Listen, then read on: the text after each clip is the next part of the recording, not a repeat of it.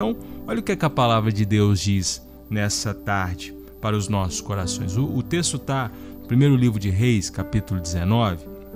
Nós vamos ler alguns versículos. A partir do versículo 2 diz o seguinte: Então Jezabel mandou um mensageiro a Elias para dizer-lhe que os deuses me castiguem se amanhã, a esta hora, eu não tiver feito com a sua vida o mesmo que você fez com a vida de cada um deles. Está falando dos profetas que ele matou, os profetas de Baal.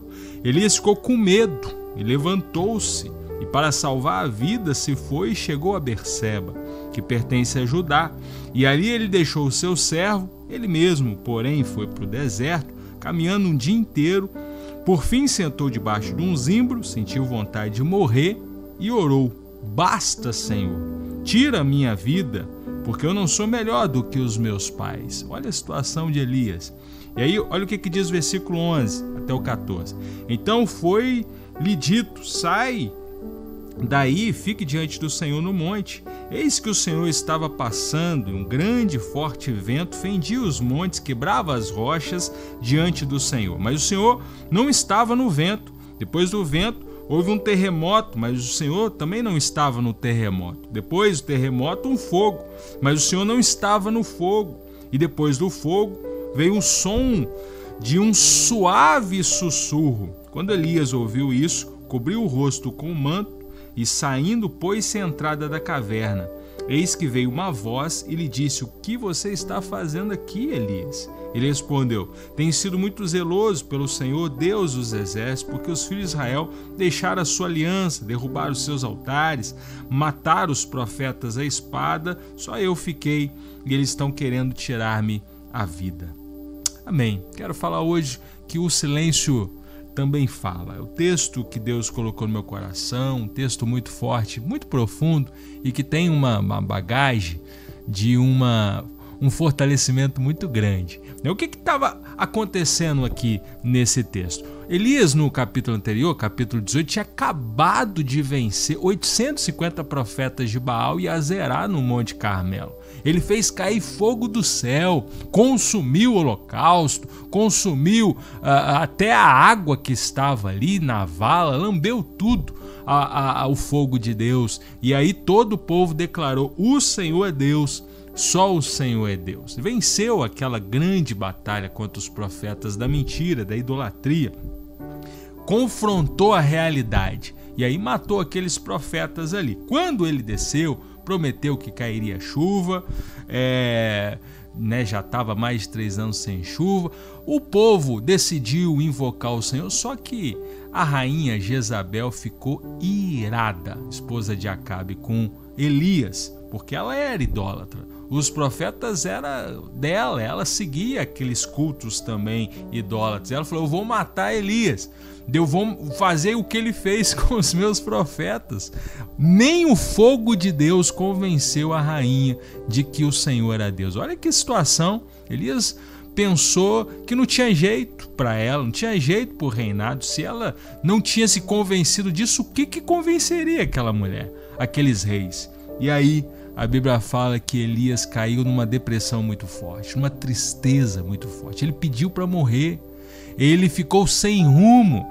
E aí ele andou, deixou o seu servo, começou a andar. Ele estava buscando uma resposta, ele estava triste, mas não era uma tristeza natural, era uma tristeza espiritual. Talvez o desânimo na vida de Elias era por se sentir insuficiente em Deus, não se sentir capaz de convencer os reis, as pessoas, aquela nação no qual ele foi enviado, né? E aí ele temeu, ele ficou com medo de Jezabel, porque ela prometeu matar. Às vezes você está com medo, às vezes você nem sabe do que você está com medo, mas você está com medo da morte, está com medo da perda, está com medo dos seus próprios sentimentos, está com medo dos seus pecados, está com medo do amanhã, vive uma ansiedade que gera também uma depressão. Eu quero falar com você nessa tarde. Deus está vendo tudo que você está passando. Deus está interessado em você. Deus quer também falar com você como falou com Elias. Quer curar a sua vida como curou a vida de Elias. né? Quer também mover muitas coisas para atingir o seu coração, como aconteceu também com a vida de Elias. Mas nesse momento, antes de tudo isso, Elias estava com muitos sentimentos ali, estava num turbilhão de sentimentos. Isso mostra que nem os homens e as mulheres de Deus são imunes às emoções, às tristezas, à raiva, o medo, tá certo ou não? Porque Elias é um grande profeta, talvez o maior profeta da Bíblia. Na verdade, ele é até a representação dos profetas. Na Transfiguração a gente vê isso, ele representando os profetas, Moisés representando a lei e Jesus representando a graça ali, né? O Elias foi um grande profeta, um grande homem de Deus, mas mesmo ele pediu para morrer. Mesmo ele não estava imune a essa questão, sentiu essa depressão, esse desânimo, essa ansiedade, essa dúvida. E olha que Deus tinha mandado ainda muitas coisas, não tinha acabado o tempo dele. Ele tinha que ungir Azael, Jeú e o próprio Eliseu como seu substituto e não fez, não deu tempo de fazer tudo isso. Primeira coisa que eu vejo, querido, é que Elias desistiu, começou a pensar em desistir, né? No versículo 3, 4 vai falar que ele ficou com medo, levantou para salvar a vida, fugiu daquele lugar e foi até Berseba, que pertence a Judá. Ali ele deixou seu servo, ele não queria companhia, ele queria ficar sozinho, ele não queria ser seguido, ele não queria ser consolado pelas pessoas, ele estava num estado complicado, né? E aí ele andou o dia inteiro, a Bíblia vai falar, ele foi pro deserto, ele estava sem rumo. Ficou andando o dia inteiro até que sentou debaixo de um zimbro e sentiu vontade de morrer. Olha a situação dele. Ele desistiu. Ele pediu a Deus para tirar a vida dele. Vai falar aí no versículo 4. Olha só o que eu vejo com isso. Precisamos entender que muitas vezes a gente desiste de algumas coisas. Quantos hoje estão desistindo de casamento, dos filhos, do sonho, do ministério, né? De tantas coisas, da faculdade, da escola, do sonho que tinha anterior, né? Mas a verdade é que Deus, ele não desiste de nós, né? Ele ficou nessa situação o dia inteiro e no meio daquela angústia o anjo falou com ele: levante-se e coma. Olha que interessante, ele não estava ligando para essas coisas. E você que talvez já passou por uma depressão, uma tristeza, você sabe como é isso. A gente atende muitas pessoas, não liga para algumas coisas, mas ele foi incentivado pelo anjo do Senhor, ele ia comer, e não só uma vez, ele comeu, dormiu, depois o anjo falou: coma de novo, porque a caminhada é longa, eu tenho algo para te revelar, eu tenho algo para te mostrar. Anjo significa mensageiro, né? E a verdade é que Deus sempre envia mensageiros. Essa mensagem hoje é de Deus para a sua vida, né? Deus não desiste de nós. O anjo ali era uma resposta de Deus para ele não desistir. É a primeira coisa que eu vejo. Outra coisa que eu vejo é que é cada coisa no seu lugar, cada coisa de uma vez. Olha o versículo 5, o que diz lá. Deitou-se, dormiu debaixo de um zimbro, eis que o anjo tocou nele e disse: levante e coma. Elias olhou e viu, perto da sua cabeça, um pão assado com pedras e brasas, e um jarro de água, pão e água que o anjo preparou para ele. Comeu, bebeu e dormiu de novo. O anjo do Senhor voltou a tocar nele e lhe disse: levante e coma, porque a viagem será longa. Então Elias se levantou, comeu e bebeu, e com forças daquela comida caminhou 40 dias e 40 noites até Horebe. Uma caminhada longa ali até Horebe, que foi um lugar muito especial para Moisés também, né? Onde Deus fala com Moisés. Olha que interessante, eu quero pontuar isso com muito carinho para a sua vida. É uma coisa de cada vez. Elias desistiu, queria morrer, e o futuro era ser levado pelo próprio Deus para o céu. Você conhece a história de Elias, né? Ele foi tomado aqui na terra, né, pelo próprio Deus, mas tinha um processo para isso acontecer. A primeira coisa ali era comer. Estava fraco, estava desanimado, estava querendo a morte. O anjo veio e falou: coma. Ele comeu e voltou a dormir. E aí o anjo acordou ele de novo e falou: coma mais, porque a viagem será longa, você precisa de força para isso. E ele comeu, é uma coisa de cada vez. Depois ele foi andando, depois ele foi em Horebe. Em Horebe ele teve outras revelações. Segunda coisa que eu quero te falar, que é muito importante, é cuidado em pensar em resolver tudo de uma vez, senão a gente entra em parafuso. Ah, pastor Mateus, mas você não conhece a minha vida. É muitos problemas.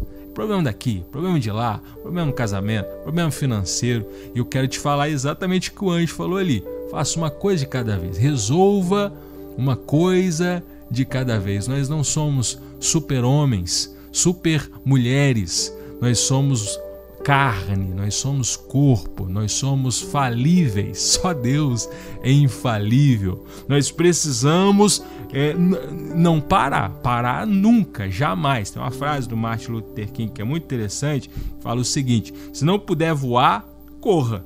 Se não puder correr, ande. Se não puder andar, rasteje, mas continue em frente de qualquer jeito. É exatamente isso. Às vezes não dá pra gente voar, não dá pra gente correr, mas não podemos parar de forma nenhuma. Precisamos, mesmo que rastejando, continuar. A história de Elias nos move a não ficar parados. Ele queria ficar parado, ele queria ficar dormindo, ele queria ficar no deserto, ele queria morrer. Mas o anjo falou: não, acorda, coma. Não volta a dormir não, coma mais. Não, fica parado não, anda, vai lá para Horebe. Tenho algo para revelar ao seu coração. E ele ficou 40 dias nesse processo, ouvindo ali, refletindo ali nas suas decisões. Segunda coisa que eu quero te falar, querido: resolva uma coisa de cada vez. Peça ajuda, como o anjo ajudou Elias. Deixa pessoas, anjos de Deus te ajudar, pessoas enviadas por Deus para te ajudar. Terceira coisa que eu vejo nesse capítulo está no versículo 8 e 9, diz assim: então Elias se levantou, comeu, bebeu e com forças daquela comida caminhou 40 dias e 40 noites até Horebe, o monte de Deus. Ali entrou numa caverna onde passou a noite. Eis que a palavra do Senhor veio e lhe disse: o que você está fazendo aqui, Elias? Depois Deus repete essa mesma frase. Terceira coisa que eu vejo aqui é que tem um monte do encontro. Tem um encontro. Monte Horebe, onde Elias estava ali, depois de 40 dias, foi onde Moisés havia se encontrado com a sarça ardente, em Êxodo capítulo 3. Foi um lugar muito especial, um monte ali, Monte Sinai, né? Naquela região de Horebe. Foi também onde Deus deu a lei a Moisés, né? Então é um lugar muito especial, é um lugar de encontro, é um lugar de revelação. E Moisés também ficou 40 dias e 40 noites de jejum, você lembra lá? Para receber as tábuas, a lei do Senhor. Jesus também ficou 40 dias em jejum e foi tentado no deserto. Esse 40 é um número simbólico, mostra treinamento, mostra deserto, mostra provação. É um número de provação que representa provação, crescimento. Elias passou, Moisés passou, o próprio Jesus passou e talvez você está passando também. Mas o mais incrível é que depois da provação vem a vitória. Jesus venceu Satanás, a gente vai ver isso em Mateus capítulo 4, ele deu ordem a Satanás para se retirar. Moisés venceu os seus medos, recebeu a resposta de Deus para o povo, a resposta do tabernáculo, a resposta das leis para o povo, que era difícil também. Elias venceu aqui também e você vai vencer também. Tem um lugar de encontro após o tempo de treinamento, o tempo de provação, o tempo e todo esse processo a gente vê algo incrível. Deus te sustenta, Deus nos sustenta. Aí a quarta coisa que é o tema principal de hoje é que o silêncio também fala. Olha o que diz o versículo 12 e 13. Depois do terremoto veio um fogo, mas o Senhor não estava no fogo, nem no terremoto, né? Depois do fogo veio um som suave de sussurro. Quando Elias ouviu isso, cobriu o rosto com o manto e saindo pôs-se à entrada da caverna. E eis uma voz suave que lhe disse: o que você está fazendo aqui, Elias? Veio um vento muito forte, e a Bíblia fala que o Senhor não estava no vento.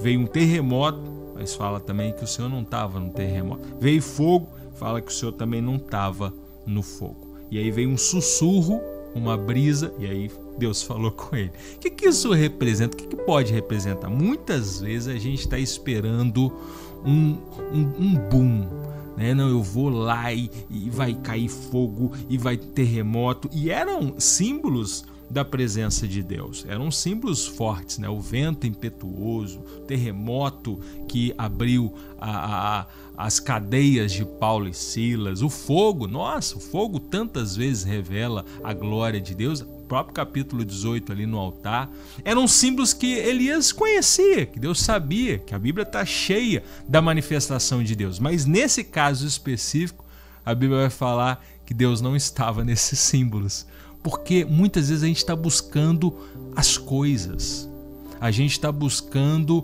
um ban muito grande. E aí eu quero te dizer que o sussurro, o silêncio também fala. Procura ouvir Deus nas pequenas coisas. Procura ouvir Deus no sussurro, na brisa. Procura ouvir Deus também quando ninguém está vendo, ninguém está ouvindo, ninguém está olhando. Nesses momentos, Deus também fala. Quer um lugar muito precioso que Deus mais fala? Palavra de Deus, leia a Bíblia. Eu vejo muita gente buscando no culto de revelação, nisso, naquilo e tal. E aí, joia, não tem problema também. Mas Deus ainda fala no seu coração. Deus fala no sussurro. Deus fala na palavra. Fala no vento, pode falar no terremoto, pode falar no fogo. Mas com Elias falou na brisa, falou no íntimo. E o próprio Jesus nos ensina isso. Mateus capítulo 6:6. Ao orar, entre no seu quarto, feche a porta do seu quarto, ore ao seu pai que está em secreto, e o seu pai que vem em secreto te responderá. Olha que lindo esse texto. Jesus ensinando a orar. No versículo 9 ele vai falar a oração do Pai Nosso, mas é interessante que ele mesmo fala, não faça da oração uma vã repetição, como faz os gentios, porque eles acham que por muito falar vão receber. E o que virou a oração do Pai Nosso? Muitas vezes uma repetição. É um modelo. O que Deus está nos ensinando através da oração do Pai Nosso, que Jesus fala exatamente intimidade. Ali foi um modelo de oração. Ele fala, quando orar, feche a porta do seu quarto, ore seu pai em secreto. É no sussurro, é no vento suave, é na brisa suave. Pode ter em revelações, em vento forte, terremoto, fogo, mas para ouvir Deus no seu íntimo, Deus ainda fala no silêncio do nosso coração. Para de ouvir as vozes ao seu redor, algo que a gente vê muito acontecendo nos dias de hoje, por isso que tem aumentado tanto essa questão de depressão, ansiedade, é que a gente está ouvindo muita voz, é muito barulho ao nosso redor. Quando eu digo barulho, não é só literalmente, não. É o barulho da mídia, é o barulho daqueles que nos acusam, é os barulhos do inferno, das falsas profecias, dos falsos pastores, é o barulho de tanta hipocrisia. É muito barulho, é o barulho da internet, nosso Deus, da inteligência artificial, é muito barulho. E aí eu quero te dizer,